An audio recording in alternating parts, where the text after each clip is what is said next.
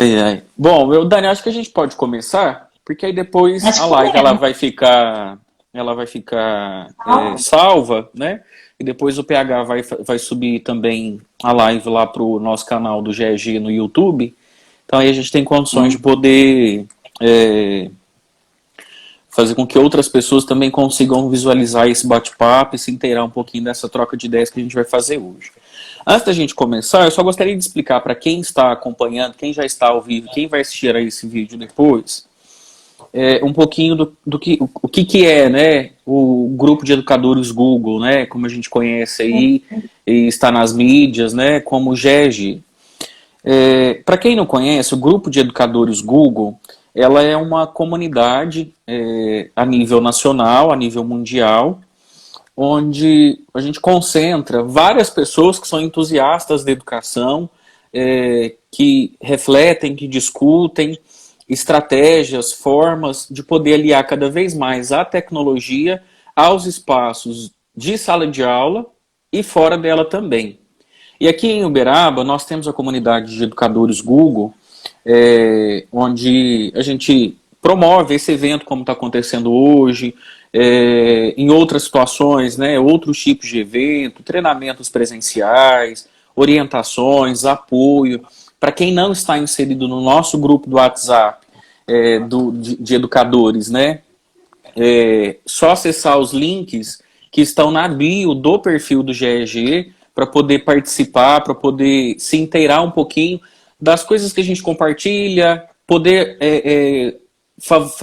fazer com que essa comunidade, né, de pessoas que estão se aliando em torno de um objetivo que é compartilhar conhecimento, oferecer apoio, dar condições de poder numa dúvida, numa dificuldade, né, correr lá no grupo, pedir um apoio, a gente tem cada vez mais crescido. E a gente tem as nossas redes sociais, tanto aqui no Instagram, lá no Facebook, temos o site também do GEG Uberaba, lá vocês conseguem também visualizar as ações que já foram desenvolvidas, entender um pouquinho mais da filosofia do projeto, né, da filosofia dos grupos de educadores Google, tanto de Uberaba quanto do Brasil e do mundo também.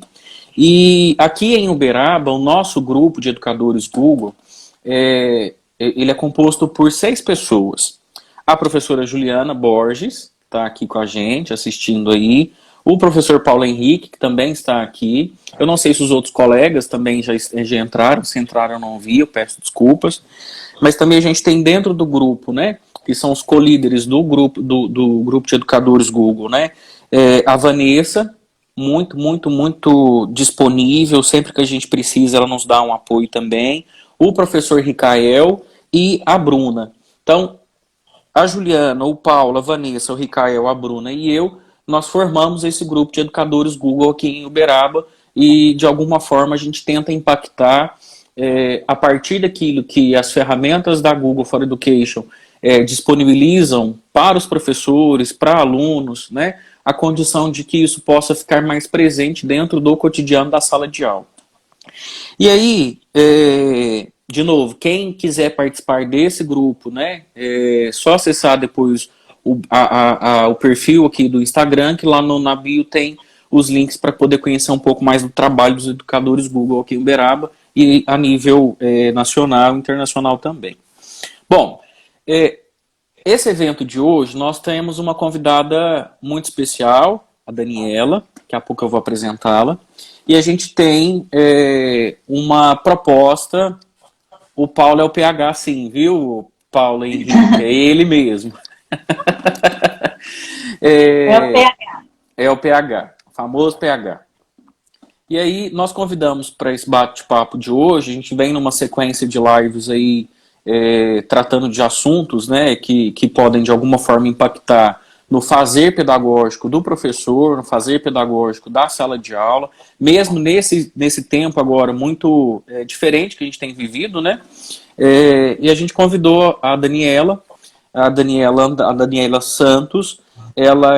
Vou apresentar a Daniela e depois se esquecer alguma coisa, Dani, você pode complementar, por favor. A Tá bom.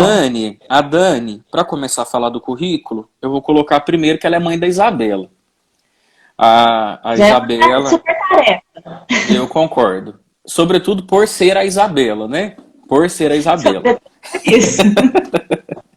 A Daniela, ela é pedagoga. Atualmente, ela trabalha como coordenadora pedagógica em uma instituição de ensino privado aqui em Uberaba, no SESI. Ela também, não satisfeita com tudo que a função de pedagoga traz para o dia a dia, né? do dia a dia de trabalho dela, ela também tem enveredado estudos, tem se formado aí constantemente e se tornou também coach parental. E aí, Dani, vamos começar esse bate-papo. Gostaria que, se você quiser complementar alguma questão da sua formação, alguma questão, pode ficar à vontade. E aí, fala um pouquinho, né, do tema que está trazendo a gente aqui hoje, e aí a gente vai fazendo essa troca aí, ok? Ok.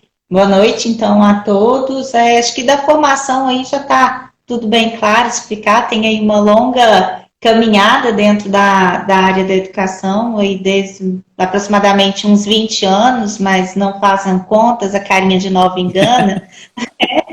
Mas aí falando um pouquinho agora mesmo sobre essa questão, a escola está dentro de casa e agora, né? E eu vivi isso nos dois lados da moeda, né? De estar entrando aí como educadora dentro do espaço escolar e ao mesmo tempo de estar recebendo a escola dentro da minha casa com a minha filha, Isabela, né? Então, já tem esse movimento, essa situação que a gente enfrentou, uma situação totalmente nova, totalmente atípica. Eu falo que, assim, muito tempo se falou do uso da tecnologia dentro do espaço escolar, dentro da sala de aula, mas da maneira a qual a gente teve que se adaptar e se inteirar, né, fazer com que esse movimento acontecesse, não foi como planejado, né? E por isso que eu falo assim, que é bem esse e agora que brota como um questionamento. Pensando nesse e agora, eu acho que o primeiro momento que era o mais difícil da gente fazer era o respirar, né? Porque é o respirar e olhar para as possibilidades que a gente tem, para o nosso papel, e aí eu vou falar o nosso papel enquanto escola, na questão da formação, na questão da educação, na questão do desenvolvedor de habilidades aí tão importantes para que os nossos alunos atinjam as competências necessárias aí, né?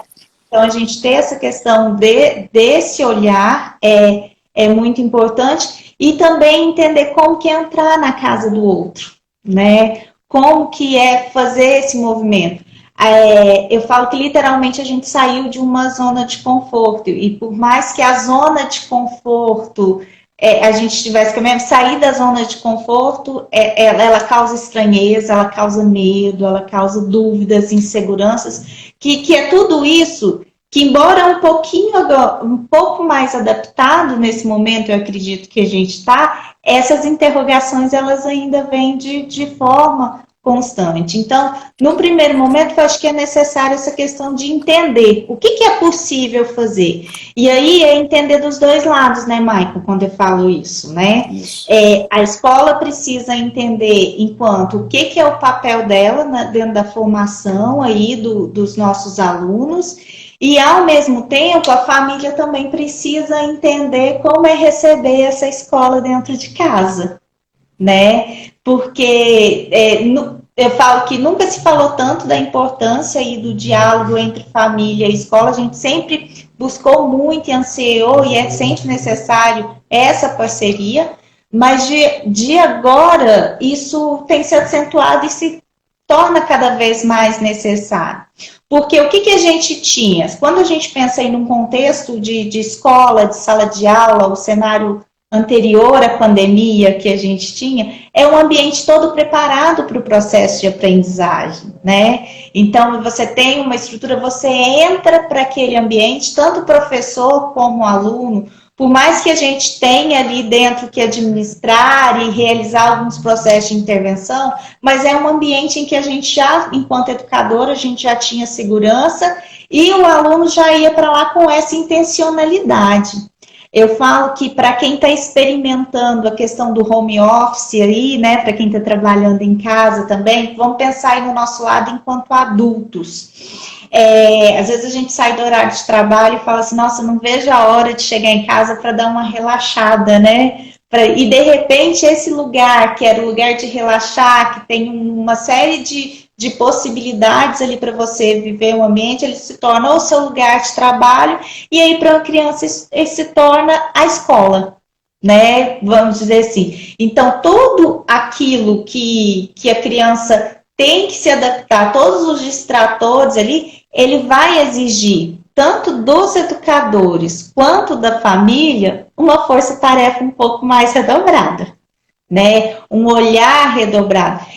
No começo eu lembro de conversar muito assim com os pais, a questão assim, a gente também teria que voltar para algumas análises de processos anteriores. A hora da tarefa já era complicada anteriormente?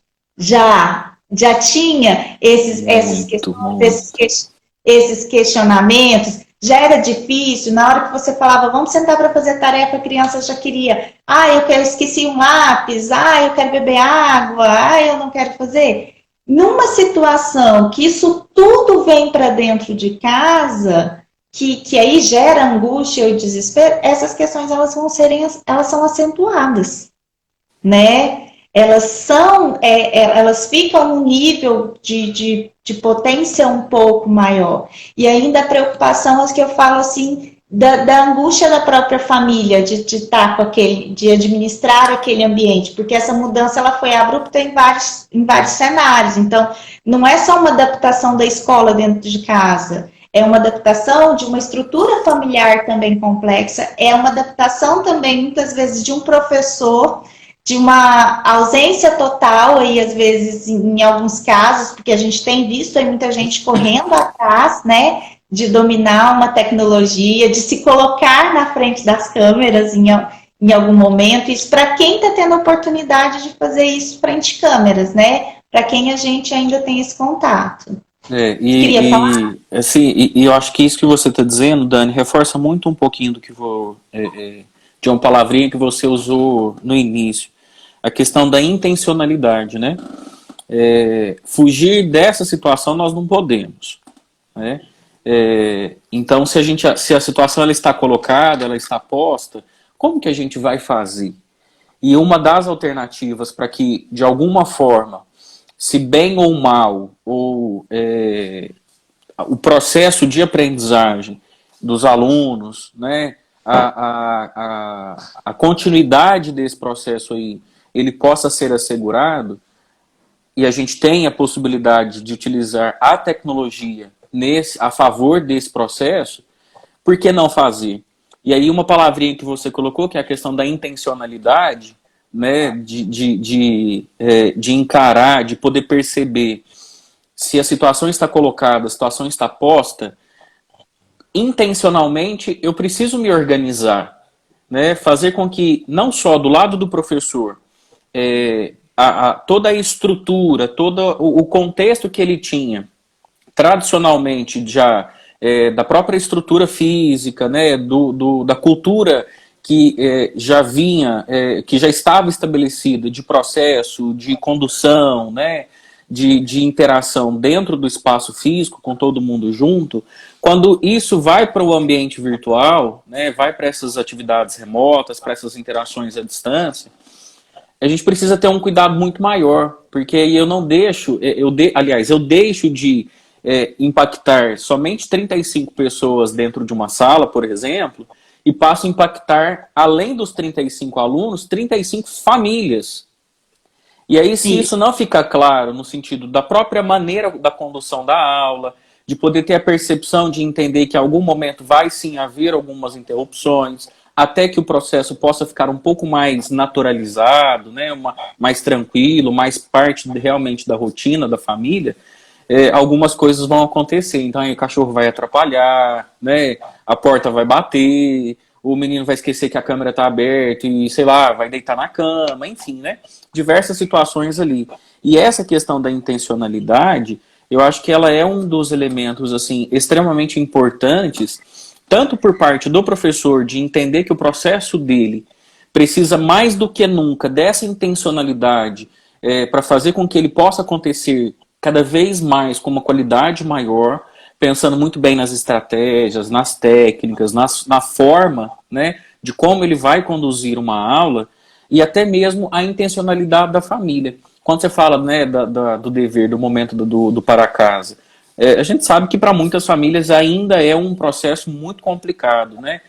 Tem choro, tem gritaria, tem meninos com cara de bravo, é mãe que não aguenta mais, porque é sempre aquela coisa muito difícil, né? Muito difícil. E aí isso coloca a questão da intencionalidade de que o processo de aprendizagem, ele precisa ser cuidado.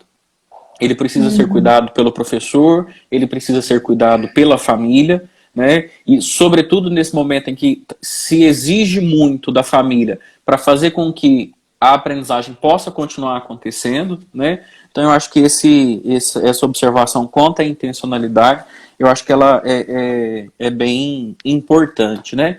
Dani, deixa eu te perguntar. Pode falar. Não, pode falar. Não, eu ia falar assim, essa questão dessa intencionalidade, ela tem que ficar muito clara e até para a escola mesmo.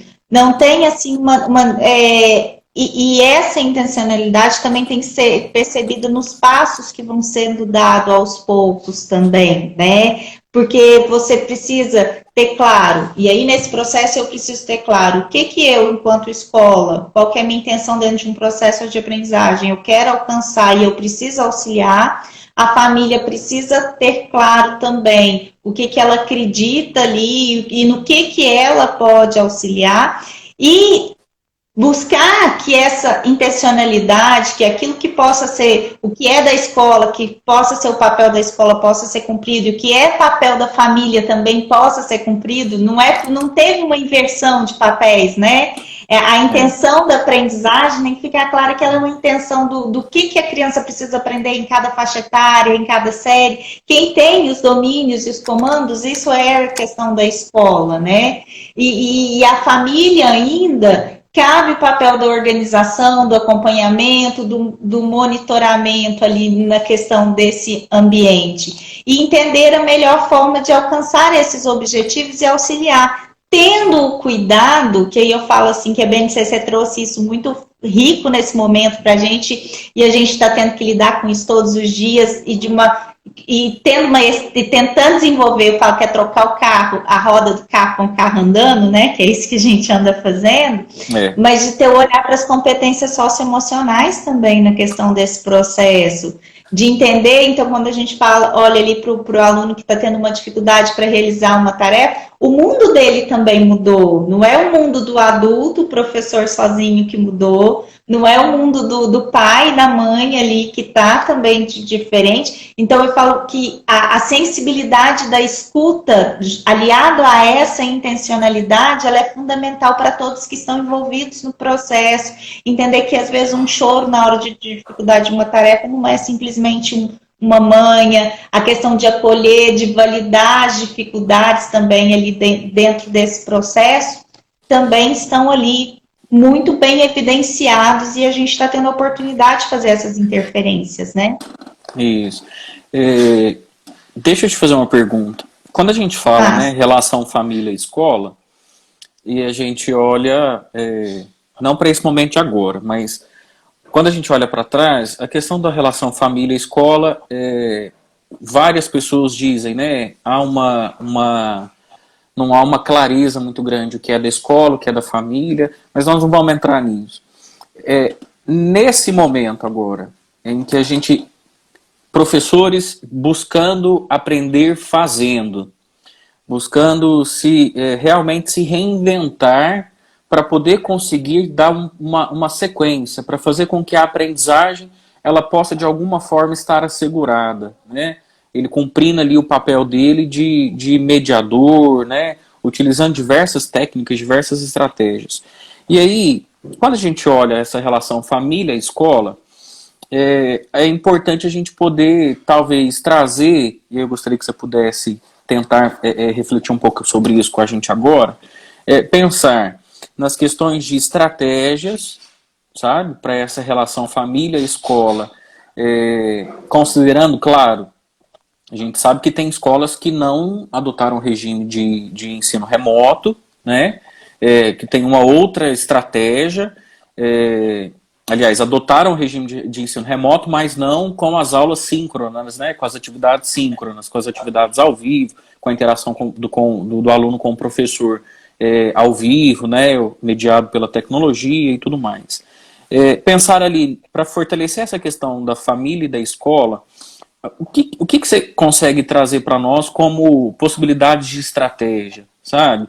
De poder pensar também que, isso é até um pouco do que a gente conversou anteriormente, que antes desse processo, né, que a gente está vivendo agora, a escola acionava a família para dizer para a família que existia uma dificuldade de aprendizagem, né, que o aluno estava com uma certa dificuldade e estabelecia ali algum tipo de regime de colaboração, de parceria, para fazer com que o aluno conseguisse superar aquela dificuldade. E hoje me parece que essa coisa está invertida, né? É a família que está trazendo para a escola o que tem acontecido, como que isso tem sido efetivado no dia a dia.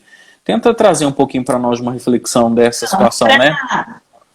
Trazendo aí para essa questão dessa reflexão, eu falo que, infelizmente, a gente ainda não tem receita, mas se eu tivesse um caminho que pudesse direcionar, e é o caminho que eu acredito e que a gente vê resultados isso já anteriormente, e se a gente trazer para agora, ele se torna mais necessário ainda, que é a importância do diálogo, da escuta, né? E aí, da escola ter, vamos dizer que nesse momento, a questão da humildade de acolher e de entender cada realidade. Lembra quando você trouxe lá, eu vou estar falando para 30 famílias diferentes, não é só para 30 alunos. E aí eu preciso entender como que está funcionando esse contexto. E eu preciso estudar estratégias de acolhimento e de escuta, sim, porque, como eu falei, a intencionalidade da aprendizagem, daquilo que eu quero alcançar, é da escola, né? Uhum. Mas para que isso possa acontecer, considerando o momento em que a gente está vivenciando hoje, eu preciso entender qual que é a realidade que isso está acontecendo na casa. Para quem está tendo aula online, a gente tem aluno que consegue acompanhar em tempo real com o professor, mas eu tenho aluno que pela organização da casa ele não consegue. Eu tenho aluno que a família que por mais que a gente fale que o ideal é, às vezes, que tenha um cantinho para estudar, que tenha aquela coisa, esse ideal, muitas famílias brasileiras hoje não vivem, e às vezes algumas nem é por falta de estrutura, é por falta de hábito, né? Então, é porque a gente tem que ter esses dois olhares, né? Nem tudo sempre é falta de estrutura. Algumas sim, por falta de condição. 10 pessoas na casa, às vezes como que você vai achar um cantinho para a criança ter um tanto de estudo? Mas para outras questões, o hábito já era completamente diferenciado. Então, o caminho que eu vejo, Maicon, aí nesse momento, é o de escuta. E aí eu falo que ele é muito semelhante, às vezes, a alguns processos de intervenções que a gente já fazia quando o pai vinha trazer que tinha dificuldade com tarefa, lembra? E que a gente entendia como que é o hábito de estudo, como que você organiza, como que está o seu horário. E aí a gente usar da nossa expertise aí do lado, que é a questão do processo de aprendizagem, que é o processo de orientação de estudo, e enxergar naquela realidade que o aluno está inserido, qual seria o melhor caminho aí de uma intervenção, de uma orientação, de uma organização, ver a necessidade, às vezes, de um passo à frente, um passo atrás. Então, não dá nesse momento para pensar em escola sem diálogo com a família. Até porque quem está sabendo nesse momento como que as coisas que a gente está implementando, como que as coisas estão acontecendo, qual está sendo o feedback do aluno, o que ele está dando conta ou não de acompanhar, é a família, ela que está ali do lado naquele momento fazendo intervenção. A gente conhece, ainda mais se a gente for considerar o período que isso aconteceu, né? Março a gente tem, então é um período em que os professores estavam conhecendo muito ainda a individualidade de cada aluno, né? Se às vezes a gente já tivesse um caminhar aí dentro desse processo, vamos supor, a gente tivesse caminhado aí até junho, muitas coisas às vezes a gente já estaria ali sendo mais previsível para o aluno, mas tem alguns alunos que são novatos, que chegaram agora no ambiente, são novatos para as turmas. Então, até esse olhar e entender também como que era a realidade da família, a gente estava num processo ali de namoro, né? Naquele começo. Então, o diálogo ali, o ouvir, o acolher é o melhor caminho, entender como que está sendo esse retorno, né? Não tem outra linha, não. É isso aí. Acho que nunca se poderia pensar a questão da família e da escola sem diálogo, né, Dani? Nesse momento a coisa fica muito mais evidente, a necessidade disso, né? Eu não sei se você viu aí, a Isabela lá de BH está nos acompanhando. A Bela. Vi, a Bela. Um abraço, Abela. Dani, você citou um pouquinho agora há pouco a questão do ambiente, né? Insistentemente, eu acredito que isso é via de regra, né? Para que o processo de aprendizagem possa ser efetivado e a consequência disso ser realmente a aprendizagem, né? As instituições, de forma geral, sempre indicam que um dos caminhos é o hábito do estudo, né?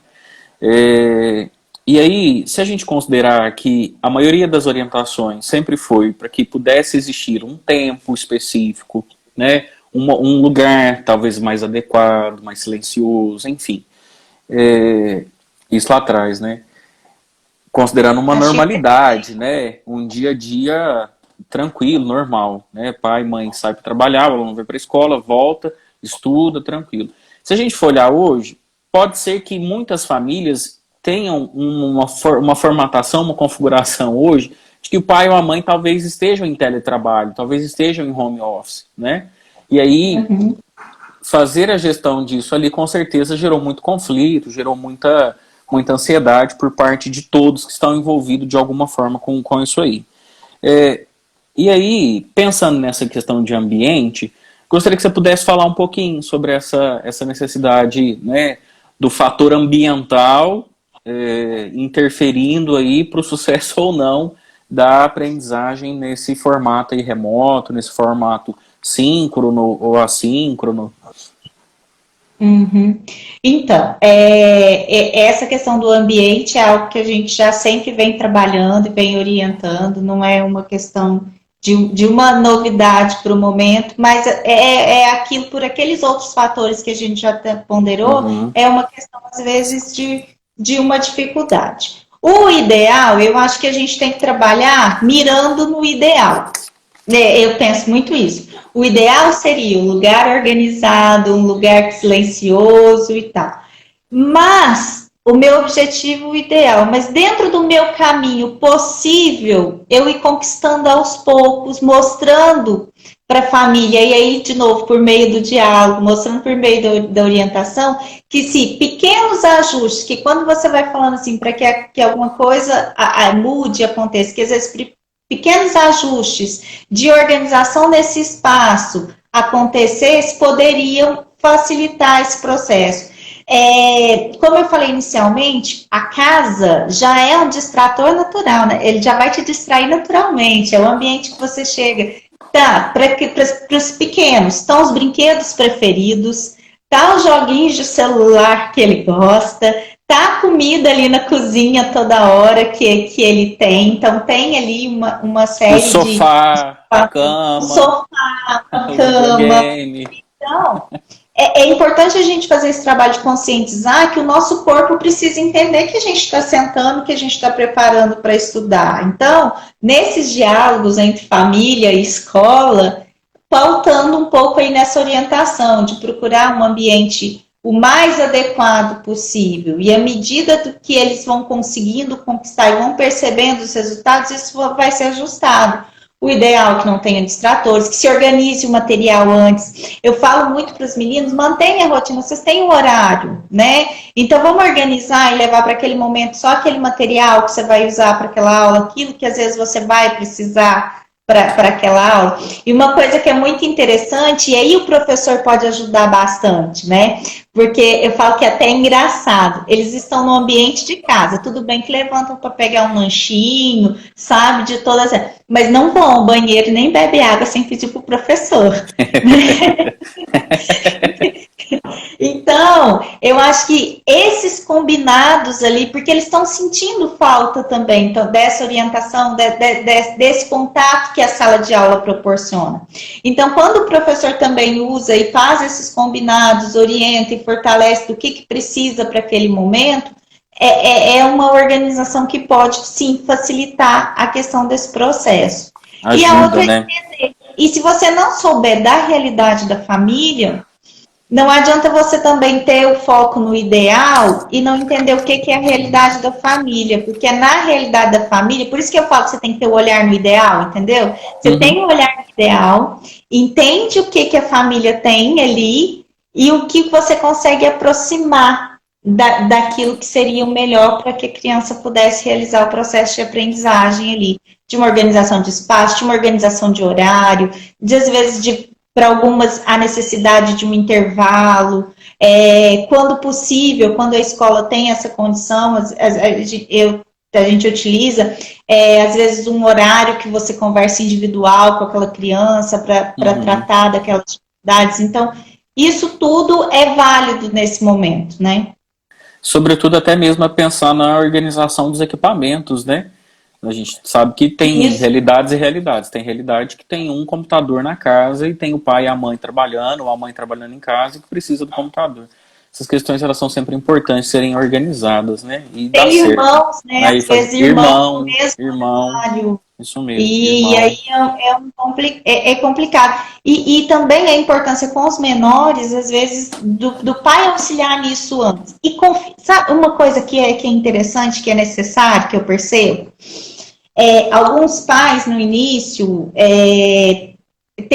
confie que seu filho é capaz de fazer as coisas, sabe? É um excelente momento para trabalhar a autonomia, que a gente, às vezes, está desperdiçando. Porque, às vezes, no começo ele vai ter dificuldade, mas às vezes as crianças são muito espertas na questão de uso de tecnologia, ou de organização e de orientação. Então, muitos pais, às vezes, analisam que tem que ficar 100% ali. Lógico, ele precisa monitorar, ele precisa acompanhar por causa de uma série de questões de segurança, de navegação, isso é importante. Mas a criança, se você ensina o caminho para ela consegue fazer, ligar, às vezes, o equipamento, saber onde que acessa. E, às vezes, alguns pais, se eu não posso estar do lado, a criança não consegue assistir a aula. Não, mas ela consegue. Então, trabalhar também essa questão dessa orientação, de estar junto, fazer com, não fazer por ela, né? Então, todas essas coisas são importantes ter esse olhar aí, nesse momento aí para os meninos, na questão de autonomia. Eles caminham bem. É interessante essa questão aí que realmente você passa como fazer, né? Que a criança consegue realmente poder caminhar, mas isso não exime a necessidade da navegação assistida, né? Do acompanhamento, isso mesmo, isso, e não exime. Eu vi agora há pouco a Shirloca também lá de BH, Shirley, um beijo, Shirley, saudade demais de vocês. Dani, quando a gente fala e pensa nesses processos, a partir de tudo que você já falou, né, trouxe algumas possibilidades, algumas reflexões bem bacanas, a gente caminhando, acredito que a gente já está caminhando para o final. Quantas horas aí? Quantas horas aqui? 20:10. Tem 20 minutinhos. Tá. Mas a gente já pode ir caminhando para o final já. Gente, você falou um pouco da necessidade da navegação assistida, né? De alguma forma também com relação à questão dos recursos em casa, né? Muita crítica aconteceu quando diversas escolas, principalmente da rede privada aqui na cidade, e assim, em outras cidades também, a gente acompanha, né? Nós do GEG Uberaba, nós temos contato com os GEGs espalhados pelo Brasil, né? Então a gente sempre tem algum tipo de interação cotidianamente. Um precisa de ajuda, e o outro vai lá ajuda, quer trocar uma ideia, tem uma pergunta, alguma questão. E aí, uma das conversas era a questão do tempo de aula, né? Por que reduzir? E aí muita gente criticando, pensando muito no lado do professor, outros olhando o lado da família, a questão do investimento financeiro, eu não paguei para tanto tempo, não estou tendo, né? O que você tem para poder nos trazer de reflexão sobre a questão do tempo de aula? O tempo de aula, principalmente aí quando a gente vai tratando aí de uma exposição à tela, aí a gente tem uma série aí de estudos que falam até da questão do próprio rendimento da criança. A exposição, a gente tem aí vários estudos que vão determinar por faixa etária qual que seria o limite, aí muitos defendem que no máximo ali para os pequenos é um tempo aí de 1 hora, né? E a produção e o rendimento que tem para que eles possam acontecer. Dentro do ambiente de sala de aula, a gente tem outras possibilidades de interação, né? Que aqui também não se permite. Mas o principal é a questão da segurança e da exposição da criança nesse tempo ali, da questão do tempo de aula, do que é adequado para se manter uma postura, é um processo de adaptação. O ideal até que no começo fosse um pouquinho mais gradual e aumentando aos poucos, né? A concentração que acontece, então, igual a Bela que está contribuindo aqui com a gente também, a concentração no tempo de tela, ele é completamente diferente do ambiente ali da sala de aula, então a gente precisa de todas essas séries de cuidado. Então, é um cuidado com o processo de aprendizagem da criança, é um cuidado com a segurança e com a saúde também da criança nesse momento, né? Por isso que então há necessidade de se reduzir, né, de se pensar no processo. Reduzir tempo de aula não significa que a criança não terá mais nada para fazer ao longo do dia ou ao longo da semana, né? Pelo contrário, os processos precisam ser pensados e cuidados para que a aprendizagem continue. Se não vai ser no processo síncrono, no processo de interação direto com o professor, há alguma necessidade de alguma sequência didática, de algum encaminhamento para que a criança tenha condições de ter ali, até mesmo desenvolvendo o seu processo de aprendizagem, ganhando consciência dele ali, através de uma mediação de uma atividade tutorada, né, de indicação de outras possibilidades para ele poder fazer. A Ângela está dizendo aqui, tanto criança quanto adulto se perde e se distrai quando tem aulas online muito longas. Isso é verdade.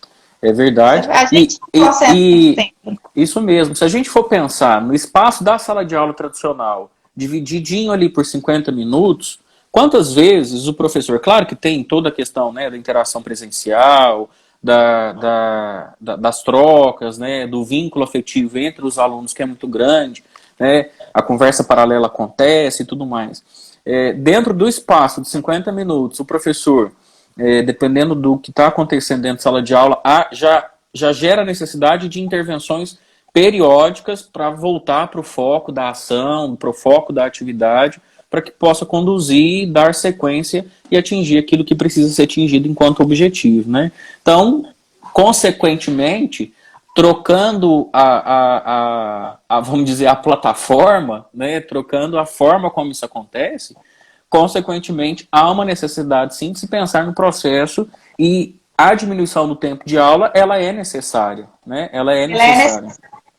Até porque a própria linguagem do ambiente ela é outra, né? Até o tempo de linguagem ali que você tem que usar, a questão de recursos, de monitoramento ali do processo, alguns monitoramentos e intervenções que acontecem, não só às vezes por distração, mas às vezes por uma necessidade ali de uma intervenção mais precisa em alguma atividade, alguma coisa, após uma explanação, uma orientação do professor, ela é completamente diferente. Então, se pensar aí nesse um tempo que seja o necessário para que as orientações, para que o processo de aprendizagem aconteça, mas também que não acarretem alguns outros problemas, como falta de interesse, como desmotivação, que isso tudo pode acontecer. E utilizar, e é importante a gente ter também o olhar que a questão que esse é um momento das aulas quando tem contato aí presencial online, né? Também a importância das relações afetivas que acontecem ali, né? Que é onde os meninos são interação, né? Isso. Então, isso é bem bacana também a gente ter esse olhar. E esse olhar, quando o professor consegue manter uma atenção para esse aspecto também, que está diretamente ligado para favorecer a aprendizagem, a gente entra num assunto aqui muito bacana, que eu gostaria de poder ouvi-la, que é também a necessidade do cuidado com os envolvidos, com o aluno, o cuidado com o professor, a escuta, né, da família, falando mesmo de como houve essa reviravolta aí de todos esses processos.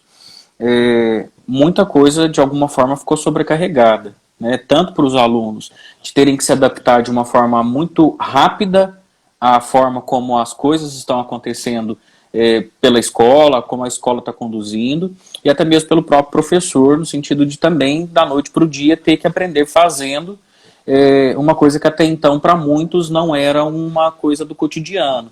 Claro que o uso da tecnologia para muitos professores é uma questão tranquila, natural, mas quando se fala de uma ampliação muito grande e muito rápida, a necessidade do professor ter que correr ali para poder se apropriar do uso dessas ferramentas, dessa tecnologia, de alguma forma ou sobrecarregou, ou sobrecarrega, e aí o cuidado com essas pessoas, tanto do aluno, cuidado com o aluno, quanto com o professor, eu falando a nível mesmo de cuidado com a saúde mesmo mental dessas pessoas, né? O aluno no seu processo de desenvolvimento, no seu amadurecimento biológico, no seu amadurecimento afetivo, né? O professor de poder ter que dar conta de todas essas demandas, né? E para fazer bem feito, porque é o nome dele que está ali, é a exposição dele que está ali, né? E outras questões mesmo que a gente sabe que implicam nisso aí, e de alguma forma isso precisa ser cuidado, né? Dessa saúde desses envolvidos. O que você tem a dizer para nós, Dani, sobre isso? Aí fica parecendo assim que a gente vai e volta no mesmo tema na questão da escuta, né? Mas é muito importante a gente começar a validar que as emoções estão confusas, né? Que as angústias, as inseguranças, acolher e entender mesmo a questão ali da dificuldade, dessa dor e dessa questão do outro, né? Para o professor estar exposto ali dentro de umas... Não o domínio do conteúdo, o domínio dentro de um ambiente de sala de aula, ele tem, mas às vezes ele não tinha questão, a insegurança do domínio da ferramenta, a insegurança de se expor dentro da casa do outro. Não é o olhar do aluno, é o olhar da casa inteira, né? Porque, desculpa te interromper, mas é porque na maioria das vezes a aula não é só para o aluno, né? A mãe está assistindo, o pai está assistindo, o cachorrinho está assistindo, né? A avó está ali também sapiando ali, né? Olhando ali, vendo o que está acontecendo, porque é uma novidade também, né? Então ali tem muita gente envolvida. Então essa questão, eu acho que essa já gera uma insegurança para o professor, assim, às vezes pela ausência, às vezes, do domínio da tecnologia, da ferramenta, um fator que interfere aí no emocional. A questão das famílias, as angústias com o cenário que a gente está vivendo, né? Então, aí a gente tem pessoas que foram afetadas economicamente, a gente tem pessoas aí que estão descobrindo outras crises dentro das crises, né? É verdade. Então, a gente precisa lidar. E aí, nesse sentido, eu acolher, eu ouvir. Eu falo que muitas vezes, quando chegam algumas demandas, algumas angústias, e aí é dos dois lados, né? No meu caso, como coordenadora, então a gente recebe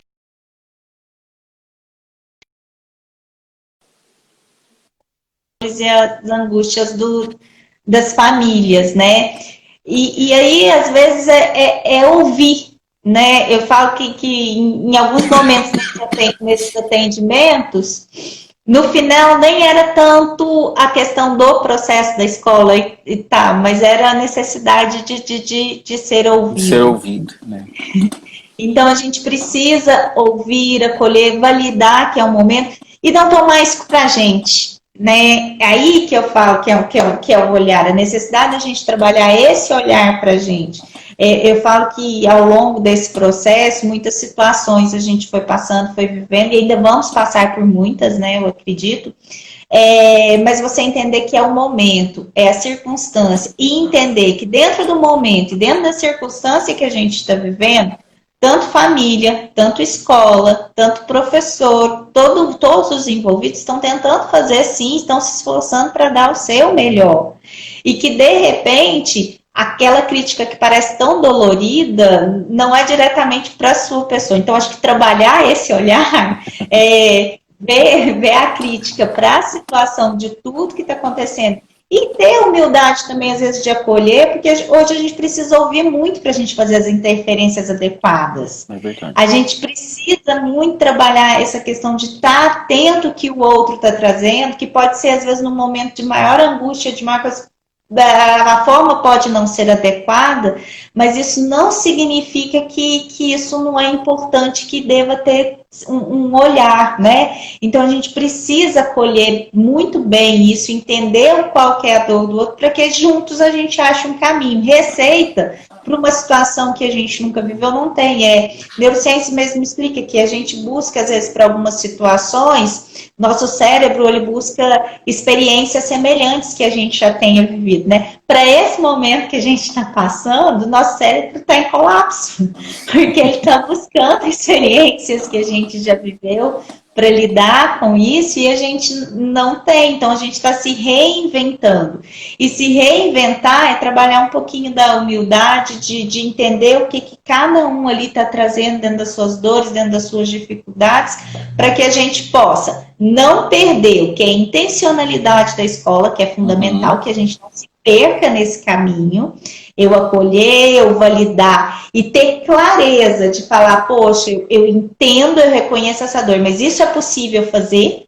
Isso não é possível fazer, né? E aí a transparência é fundamental para todo o processo. Eu acho que quanto mais, tanto escola quanto família, for transparente nesse diálogo, a gente só vai ter a ganhar. Ganha, né? Isso é verdade, isso é verdade. Isso. Então, entender da minha intencionalidade enquanto escola, eu estou entendendo o seu cenário, pá, isso tudo é possível, isso eu consigo fazer, isso eu não consigo, mas também por quê que não é cabível para esse momento, apesar do cenário que a gente tem, né? Porque aí eu preciso entender da minha intencionalidade, do meu papel enquanto escola e a família entender do seu papel enquanto família.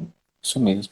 A Josi Garcia, Josiane está dizendo aqui, ó, com certeza, tivemos que sair da situação de conforto e enfrentar o novo com propriedade, né? A questão do aprender fazendo, eu acho que é uma das lições muito grandes que nós vamos conseguir tirar aquelas pessoas que realmente estão entendendo o que está acontecendo, né? A Valdineia, a Val está dizendo o seguinte, como mãe e professora, tenho vivido os dois lados. É um desafio para todo mundo, viu, Valdineia? Aqui, a Josi complementa aqui, ó, no início chorava, antes e depois das aulas. A Aline está dizendo, ó, o momento é de muita insegurança, todos os dias realmente precisamos nos reinventar. É isso aí. A Maria Emília Dyer, importantíssimo trabalho de reflexão e orientação quanto a um processo real e que não está nos livros e nos manuais. É isso mesmo, é aprender mesmo, né? E aquela que por mais que a gente conheça as teorias, colocar em prática, a gente precisa considerar a realidade de cada um, né? E aí é esse casamento, assim, de conhecer as teorias, de ver o que é possível, considerando o que o outro traz ali de realidade para esse momento, que é único, que é completamente diferente. Uma coisa também que eu observei nesse momento, porque tem tudo muito de hábito, né? E aí é só para trazer. A gente sempre falou, essa geração é super antenada em tecnologia, domina tudo. Gente, para jogos, para brincadeira, para lazer, para estudar não tem hábito, não tem isso. Isso a gente está construindo junto, né? Então, se apegar nesse jargão para achar que isso vai funcionar, não é, porque nós não estamos falando de manipular a ferramenta, nós estamos falando de utilizar a ferramenta como processo de aprendizagem. Isso só para poder complementar um pouquinho, Dani, a ideia do nativo digital não significa que automaticamente ele conheça tudo e saiba fazer tudo, né? Uhum. Se a gente olha para o contexto dos adolescentes, para o contexto das crianças, o que ele tem de repertório de conhecimento sobre tecnologia é o acesso ao jogo, né? Muito limitado àquilo que ele usa com mais frequência, a mídia social, a interação nos jogos online. Quando a gente olha para utilizar a tecnologia a favor da aprendizagem, aí eles não são nativos digitais mesmo, eles são analfabetos digitais, né? E esse termo do nativo digital, do alfabeto digital, depois quem quiser entender um pouco mais, ou aprofundar um pouco mais, nós temos um centro aqui no Brasil que pensa muito sobre essa questão da tecnologia, que se chama CIEB. Só procurar lá no Google, tem muita ferramenta lá, inclusive tem um teste lá no CIEB que o professor consegue preencher, ele demora um pouquinho porque ele é muito bem elaborado. E aí ele sai com um feedback após o preenchimento do teste, o formulário, o teste lá, ele te dá um feedback para poder te dizer em qual nível de proficiência com relação ao uso da tecnologia, isso falando para o professor, qual o nível da sua proficiência quanto ao uso dos recursos tecnológicos para a sua prática pedagógica e te mostra algumas possibilidades ali para você refletir e te mostra no que melhorar, bem bacana. Dani, a Neuzi está dizendo aqui, ó. Pode falar. Não, pode falar. A Neuzi está dizendo aqui, ó, excelentes reflexões, muito bem colocadas e analisadas. Parabéns, Michael e Dani. Você é muito generosa, viu, Neuzi? Eu só ia te falar assim, que se a gente tem 5 minutos para decidir se vai mandar o beijinho para a Ju e fazer as considerações finais. Entendi. Então pode fazer suas considerações finais aí e se despeça. Que aí ao final eu vejo se eu falo ou não, se eu mando ou não esse abraço para Juliana, um beijo para Juliana.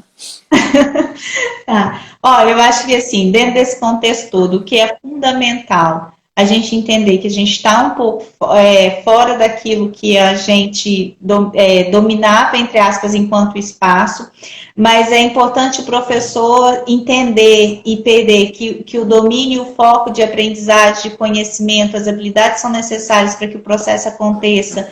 Ele tem, e isso é o que vai dar alma para todo esse processo aí que a gente vai estar realizando, é ter a clareza e a calma para interpretar as diversas realidades que estão inseridas nesse momento, porque quando a gente leva um grupo de 1000 alunos para dentro de um contexto de sala de aula, a gente tenta aproximar um pouco as realidades. Nesse momento, essas realidades totalmente diferentes, elas estão muito latentes para a gente, né? Então, acho que desenvolver o poder da escuta, o poder do acolhimento, o diálogo constante com as famílias é fundamental e não perder que nenhum dos pilares que estão envolvidos nesse processo percam o foco do que é sua intencionalidade, seu objetivo dentro do processo, que é o essencial. O que é caro, o que é papel da escola e ela assumir esse papel enquanto orientadora, mesmo que num ambiente diferente do que está acostumado. A família compreender qual que é o papel e a responsabilidade dela ali dentro desse contexto de acompanhamento e de formação, e aí tá atento aos diferentes olhares, e aqui a gente nem aborda, mas a gente tem essas questões das especificidades de cada um dentro desses processos de aprendizagem. Então a gente precisa estar atento a todos esses fatores para que juntos a gente consiga reinventar essa nova escola aí que a gente está vivenciando agora, né? Eu acho que se fica claro para todos os envolvidos que todos estão aprendendo a lidar com isso, eu acho que a coisa fica um pouco mais leve, um pouco mais tranquila de poder encaminhar, né? Todo mundo com uma escuta muito ativa, muito aberta, todo mundo tem a ganhar, né? O Paulo Freire está dizendo o seguinte, que orgulho trabalhar com vocês. Honestamente, eu vou dizer o seguinte, eu acredito que tanto para a Dani quanto para mim, o orgulho é nosso, porque pensa, a gente trabalha com o Paulo Freire. Com o Paulo Freire. Então, orgulho maior que esse não tem jeito, não. Esse orgulho é totalmente nosso. E ele é ocupado. Ele colocou o cabelo lá na minha cabeça, lá, ó, quando eu formei. Aí, ó. Paulo, obrigado, viu? Obrigado. Dani, então para a gente poder encerrar, eu agradeço muito a sua disponibilidade em participar conosco desse momento. Eu acredito que para as pessoas que acompanharam agora e para as pessoas que vão acompanhar depois a gravação, eu tenho certeza que de alguma forma vão conseguir aproveitar bastante coisa dessas reflexões. Agradeço você pela disponibilidade, agradeço também ao GEG Uberaba, aos colíderes pela condição, né, que deu o apoio, né, e toda a situação para a gente poder fazer com que essa live fosse transmitida. Dani, fica com Deus, cuide-se Obrigada, e eu que agradeço. a gente se encontra Em breve. brevemente. Isso. Um Se abraço Deus para todo quiser. mundo. Olha, a Bruna de Berlândia está aí também. Bruno, um abraço, obrigado. Dani, fica com Deus. Tchau, tchau, gente. Obrigado. Tchau. Junto ou sem beijo. A Ju vai ficar sem beijo. Tchau, tchau, Tchau. Isabela. Tchau, Tchau, tchau. Bel. Tchau, Tchau, tchau. Bel.